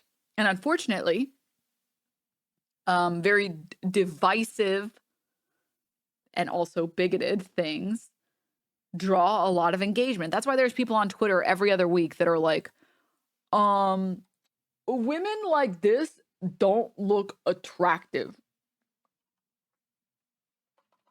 And if you disagree, you're gay. And the photo of a woman that's unattractive is like, it's this. It's like, you're literally, this is just engagement bait. This is just engagement bait. This is engagement bait. There's no way you think this. I'm sorry. It's gotta be,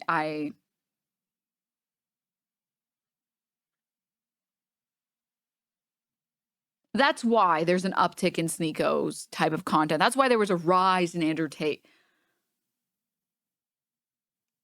And it's because engagement bait and that type of content gets a lot of traction. It gets a lot of traction when you say women need to stay home and they're whores, and yeah. Was a need for that. Maybe that need was previously fulfilled by Alex Jones and it needed to just be fulfilled by someone else. And then you have this huge movement of ignorance. And you have to like, I'm not saying that there's like not parallels, you know, between Alex Jones and those worlds. But when Alex Jones was at his peak, he was saying incredibly heinous things, spouting absolutely insane, you know, conspiracies that, again, landed him in court. And he had a massive YouTube channel, a massive podcast, like a massive following, and just allowing that to kind of quietly fester rather than actually challenging it would have long-term had more negative effects than good. And on top of that, you know, to kind of rewind on an argument that you were making earlier, and I'm not going to bring up a hypothetical here because I would have to absolutely get, you know, vile and disgusting to do so. But just because there's a demand for a certain type of content, and I think we can, without sort of like spelling it out, imagine how bad this hypothetical could get. Just because there's a demand for a certain kind of content doesn't mean that economically and commercially we should satisfy it. Like, I'm sure I don't need to spell it out to say what kinds of disgusting, abusive, sick, and twisted and depraved types of content there are probably some psychos out there who would demand if they had the freedom and ability to demand and consume it. But just because that demand is there doesn't mean that we should try to satisfy it as a society. Easiest example, deepfake porn. There is very clearly a demand for it. There are very clearly lots of people who want to make it. There's lots of people who want to consume it. There are websites making a fuck ton of money. That doesn't mean we should just let it run amok. Even worse, anime. There's a demand for it. People want to watch it. People want to make it. That doesn't mean we should just let it run amok among our society. Like, no. We need to put that shit away. People need to stop watching anime. Very simple. Very simple concept. It needs to be outlawed. I will allow a few exceptions. One Piece can stay. Hunter x Hunter can stay.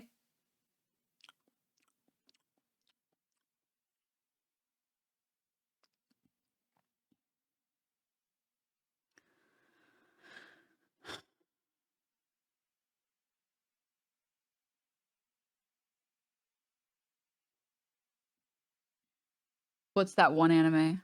Cowboy Bebop can stay. That can stay. I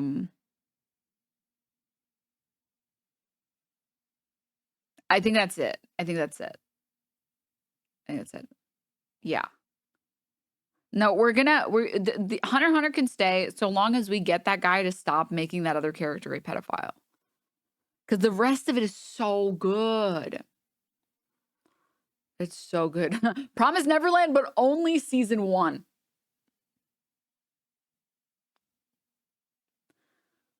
Chainsaw Man, no. No, Chainsaw Man cannot stay. Chainsaw Man can stay if they fix all the things that are terrible about it.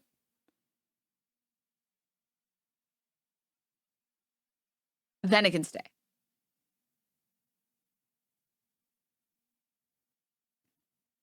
Like, you guys do not make me pull up the vomiting scene again.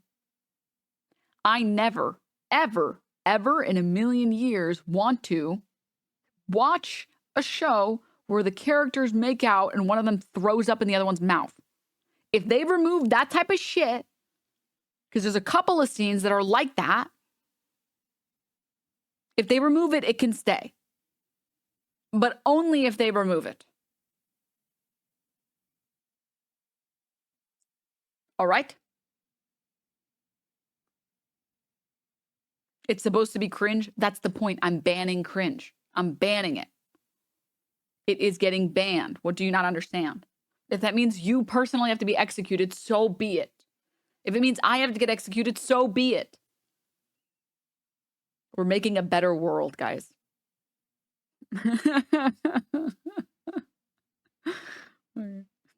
Try to satisfy. I feel like I just asked if my mom can stay over. I mean, that's a very... Can Avatar stay? Yeah, but people don't consider it an anime, so like... It's a cartoon. But like, whatever. I don't know. Functionally, in my book, it's an anime. I don't care. I know everyone disagrees with me, but they hated me for I spoke the truth. The idealistic thing of way of viewing things. No, it's not idealistic. How you portray it is. I don't think we should do it as a society either, but we've seen it time and time again. Certain individuals. No, okay. Well, let me be a little bit bolder about it. I think we should actively discourage the creation of certain types of content. We do that though, and it doesn't work. Okay, no, it does work because there are certain types of content that are illegal that would proliferate much more greatly and in ways that you couldn't even imagine if we just allowed it to flow out with no boundaries, no limitations, nothing. I'm not saying no boundary. Why do they look kind of the same? My point is not no. This guy is like budget Fantano. Mom, can we have Fantano? Mom, can we have melon? We have melon at home. Melon at home. Boundaries. My point is holding people accountable without like completely, I don't know, separating the two, like just, I don't even know how to say this, man. It's just like, I don't like the aggression because the sides get more polarized. And all right, I'm sorry. Wait, I need to regroup. The point I wanted to make and the example I wanted to use specifically was, I don't know if you've seen recently that documentary on that kick streamer, that like heinous, disgusting guy. Yeah, the guy who was basically collecting pictures of teenage girls naked. So yeah, it's horrible that he has a platform to do that. But why? There's no but.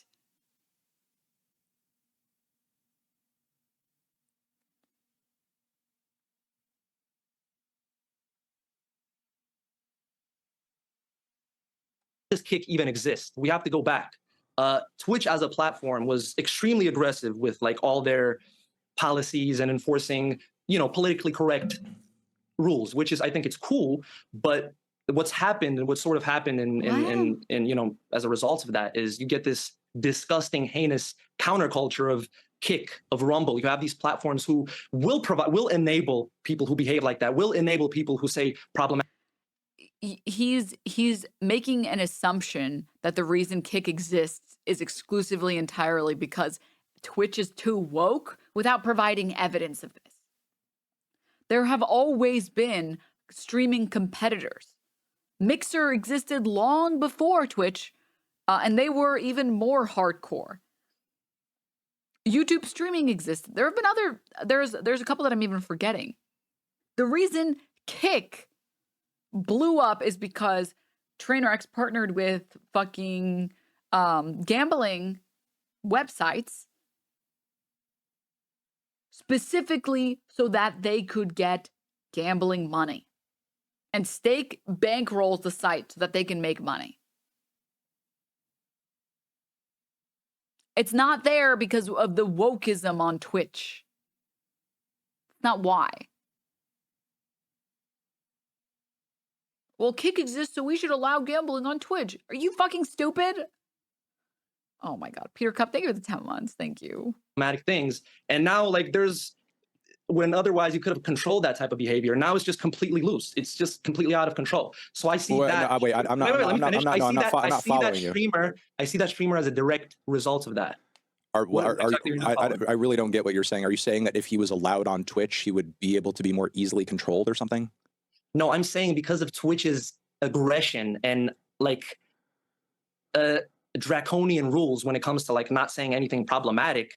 But he's not just simply saying problematic things. He's collecting what is effectively CP and posting it on a Discord.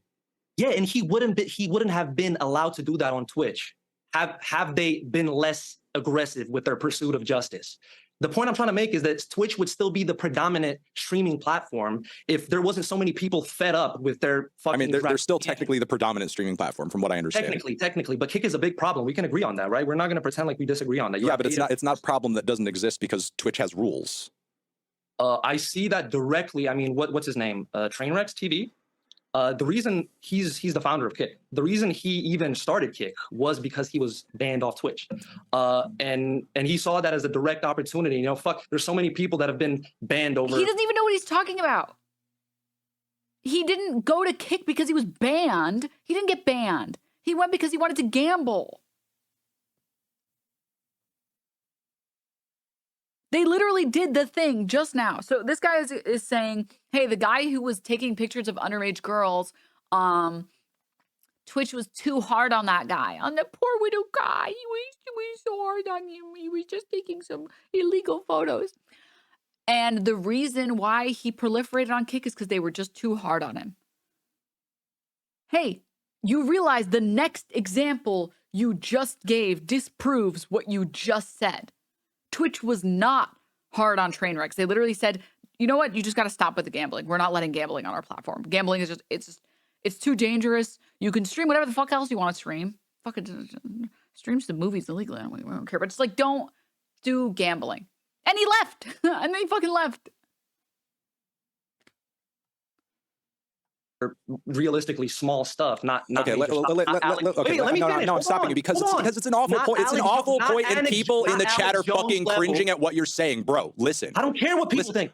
No, you should. This is a point where you listen. I'm stopping you before. I'm stopping you before you harm yourself because you know. Yeah, I think self-harm is against TOS on Twitch. Listen, just because we know.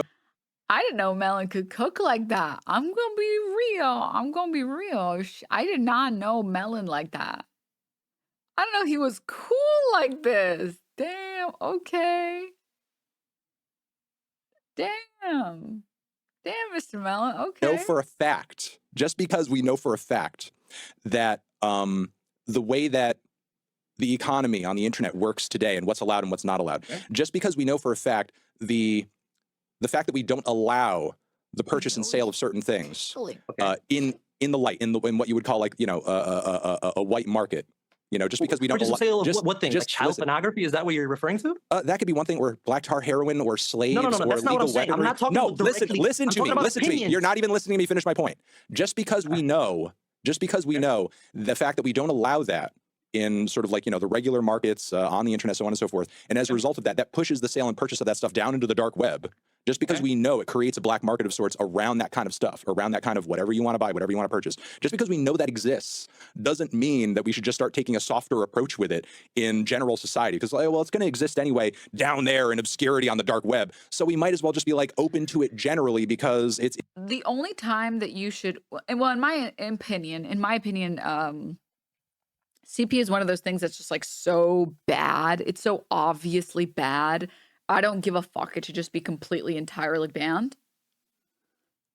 I think everyone here can agree with that. I think we're all at least at that level of normal. Please. Please. Because if you're not, tell me now so I can ban you. Christ. You're allowed to be a freak and you're allowed to be weird, but just like, we got to agree on this, man. The thing is, in all other instances, I am a results-based person. The reason why I'm for decriminalizing drugs is not because, well, the black market's going to exist anyways, so we got to help. No, the reason why I'm pro decriminalizing drugs is because if you decriminalize drugs, it improves our prison system because we aren't booking people for having some fucking coke on them or having heroin on them or whatever. We can redirect the money that we would have spent on these prisons into rehab centers and safe use centers, which reduces the number of deaths and increases the number of people that actually get to get clean, which is amazing, which is good. And less people would die to dangerous drugs. Less people would overdose. Less people would be taking things that are laced, etc. And less people would have, I mean, there are even people that are afraid to go to the hospital because they know that they have illegal drugs in their system. And yeah, the most important distinction here is that drugs aren't really a moral issue. That's more of like a problem where there's nothing inherently wrong or right about using drugs. There is something bad, however, about people being so addicted to a drug that they become helpless to their addiction. Like they're not even happier. They're not happy with where they are. I mean, you could talk to anyone who's like a recovering addict or talk to anyone who's sober, who used to be an addict, and they will tell you that they feel happier than they've ever felt than when they were addicted, horribly addicted. Because it's a medical issue and these people need help. Bodily autonomy is a human right with respect to drugs, abortion, euthanasia, etc. Yeah. So in that instance, that's a case where, like, yeah, I do think we should be lax with our criminalization.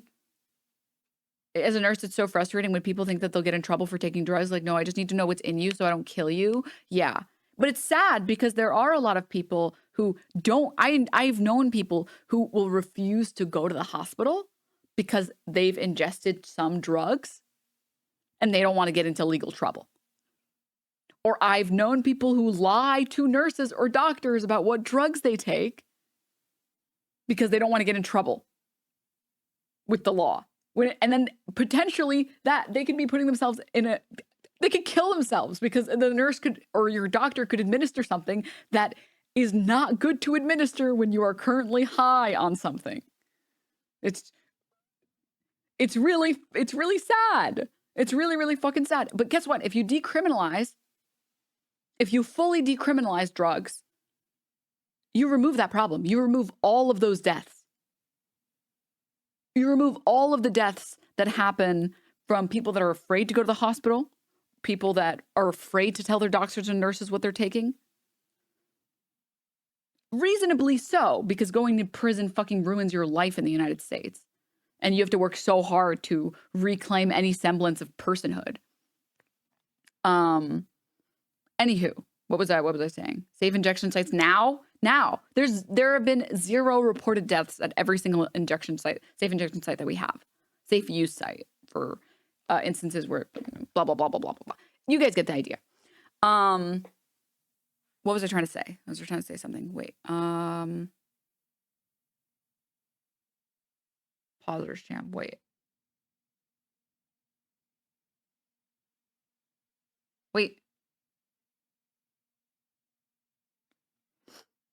Yes, right. Yeah. The end goal is reducing how much of that thing exists. The end goal is removing and reducing bad as much as possible. And guess what? Not censoring these people or not actually holding these people to the TOS of the platform, it doesn't reduce the amount of bad fucking reactionary content on these platforms. It doesn't do the thing that you're claiming it does. The thing that actually reduces it is deplatforming those people. Oh, we need to let the free market of ideas dictate it. And then people will realize, which is the biggest scam that the right ever sold us. The end goal is a better world. And guess what? Banning those people makes the internet a better place. If not banning them made it a better place, I would be for it. But not banning them just makes it worse. It literally just makes the problem worse.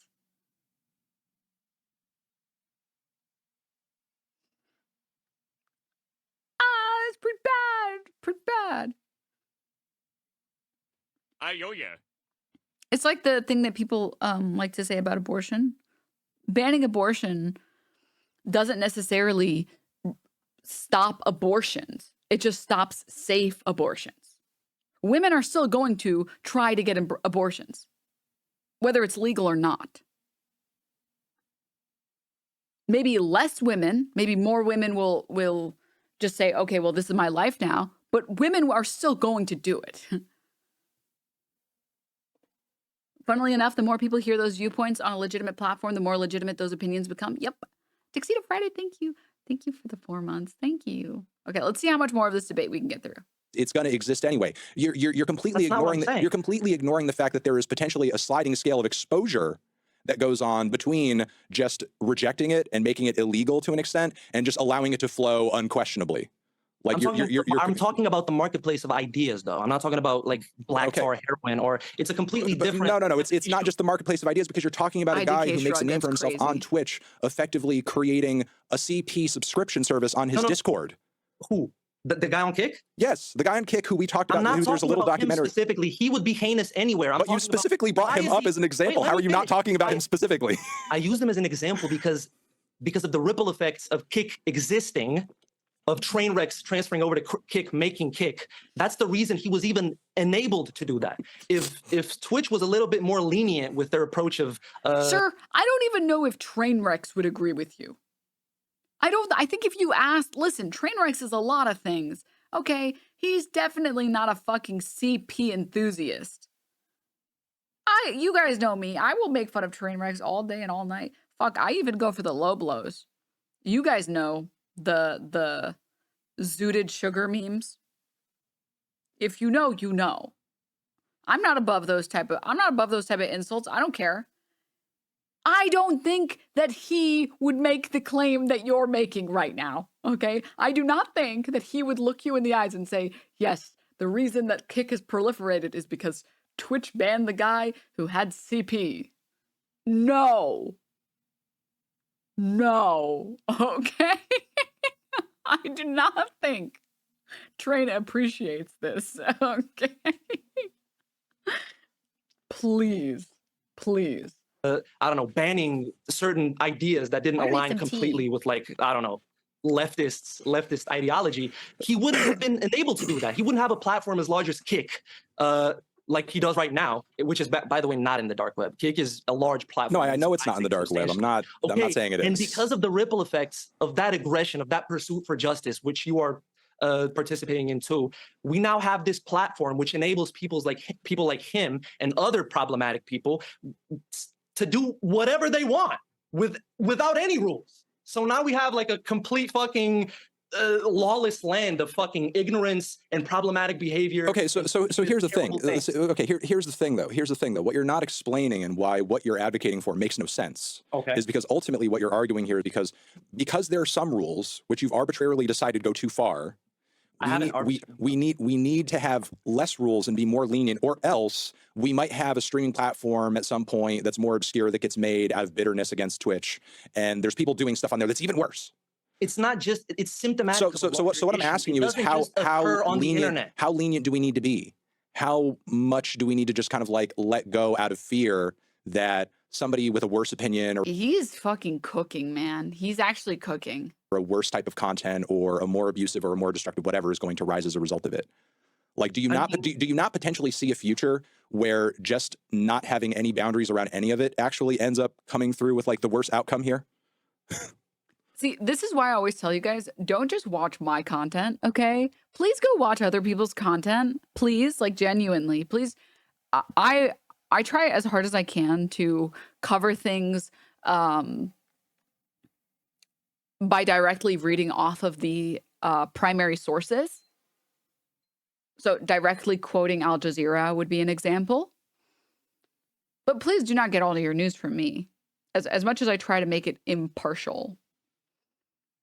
Because this is what happens. This is what happens. Okay. Fucking Christ. This is like the epitome, this dude is the epitome of, I got all my opinions from someone else because they make, the opinions make me feel good, but I can't actually defend any of my positions.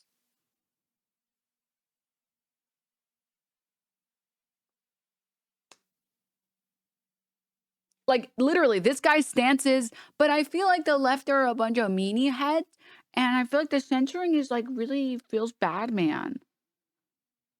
And it's just not cool. It's not cool.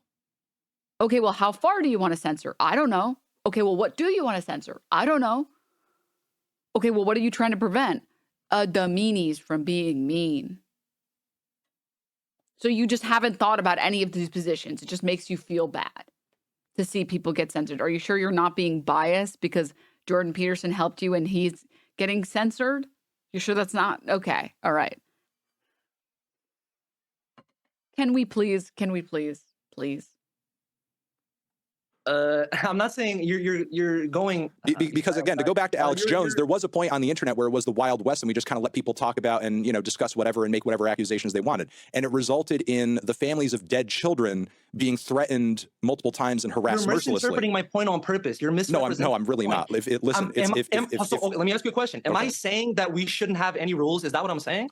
It is, because I don't know what you think the rules should be. You're not defining what the rules should be. Because here's the thing: we could say hypothetically, you know, you brought up the guy who there was that documentary about who was collecting the pictures of teen girls, right?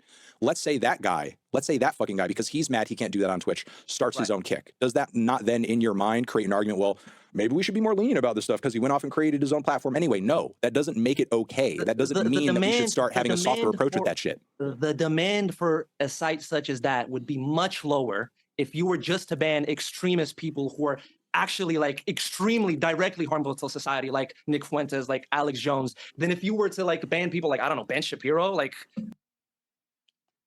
I don't know. I think someone making CP is pretty extreme. You know, I don't know anyone who does that. And I've met lots of people. I've met thousands of people, and I've never met someone who does that. So I would think that that's pretty extreme. I've never had a desire to do that. I've never known anyone that I associate with that has had a desire to. I don't even know if I've ever met anyone who has had a desire to do that. In fact, most normal people are like, I feel weird when I get on dating apps and I get matched with 18-year-olds. Because I'm like, we have nothing in common. Oh my God. That's like the majority of the people that I know. There's like the vast majority of people. And then there's like a smaller portion, which is like, as long as I'm upfront about wanting just something casual. I would never date an 18-year-old because that would be weird. But yeah, maybe if it's like a fully consensual, enthusiastic consent hookup situation, I don't really care if they're 18, is fine. If they're matching for me for the way that I look and I'm matching for them for the way that they look and that's it, yeah, it's fine. Anyways, sorry. Going back. Nobody's banning Ben Shapiro. Okay, or even trying to. I mean, as noxious as Ben Shapiro is, Destiny. But the thing is, like, the thing is, Destiny, in some of his worst moments, has advocated for and voiced very loudly some pretty heinous and violent shit. Like what? Oh wow. It would be a really stupid idea to repeat it on my stream right now, which I don't want to get banned from. So I'm not going to walk into that fucking rake, you moron.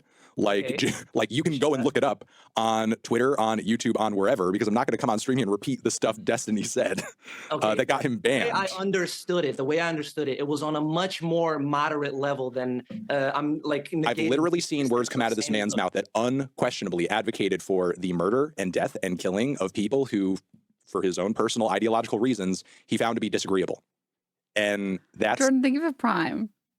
Ooh, it's not good. You kind of do the same thing, don't you? No, I don't hop on stream and advocate for the death of others. No, I don't. Or else I would be in the same pool as Destiny right now. Okay, but I mean, Destiny is a relatively moderate streamer. I'm sure the next sentence he's going to say is going to be very reasonable. Let's listen and see. Wouldn't agree that he's politically like moderate, like relatively speaking. I think he has his moments, but generally I don't really tend to classify people who, advocate for systematic murder to be moderate. Okay, that's not really. Okay, that's not. You're missing. That's not. That's not true. Okay, it's okay. It's cool though. Yeah, the point being that if you ban people like that, moderates like that, there's going to be an increase. But again, he's not moderate, and he went on.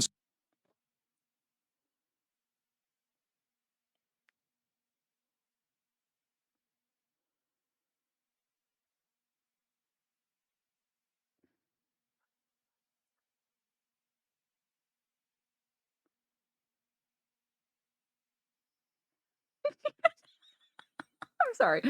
I am controlling myself. I am an adult. I'm going to behave like an adult. Shonda Black. Notable moderate. Moderate like Chaya Rychik from Libs of TikTok.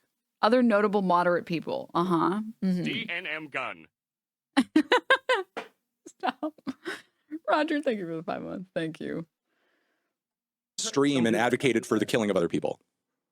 That's not a moderate position. I'm not sure about that. Hey, listen. I've heard him talk. Don't hold on though. No. I'm making a point here. You're conflating moderate. You're conflating moderate points of view with extremism. I'm telling you that. Listen, it does. Yes, it doesn't. That's insane. No, it's not, because here's my fucking point. Here's my point, and you're not listening to it, and you're not putting two and two together. The reason he's an extremist, it's not because I think his political points are so far outside of the Overton window that they can't be considered. Let's say a moderate position on, give me the most moderate Destiny position that you can think of. Moderate Destiny position? I mean, he has a lot of like. What's a super moderate thing that you think he believes in? I think super moderate and super cool. Like, I mean, he's against transphobia, I guess. Okay, let's say you're against transphobia, right? All right. If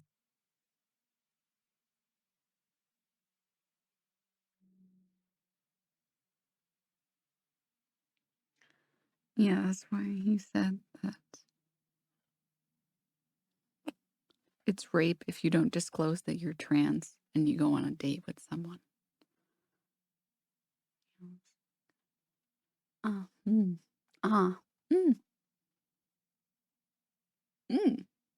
Of course.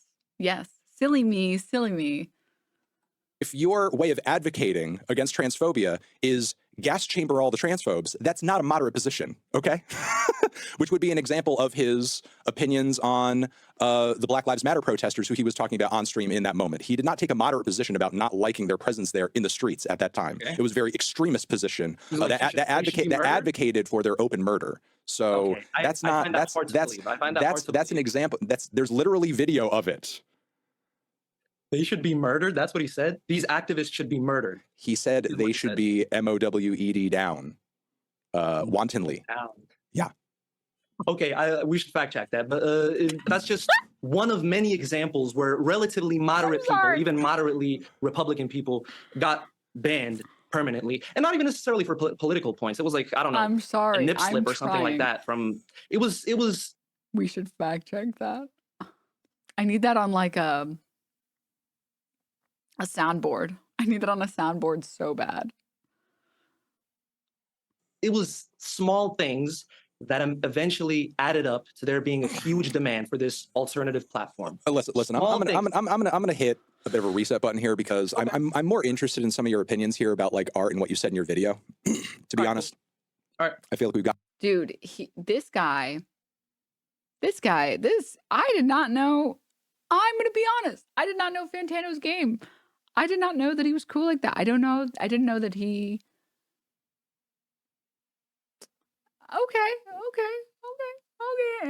Okay, Mr. Mellon.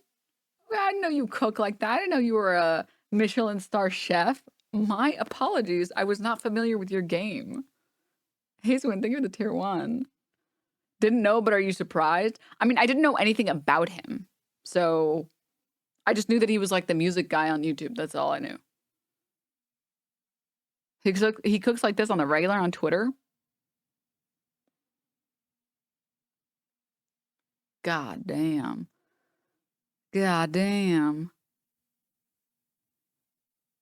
He has a poli-sci degree? Okay, that makes sense. That makes sense.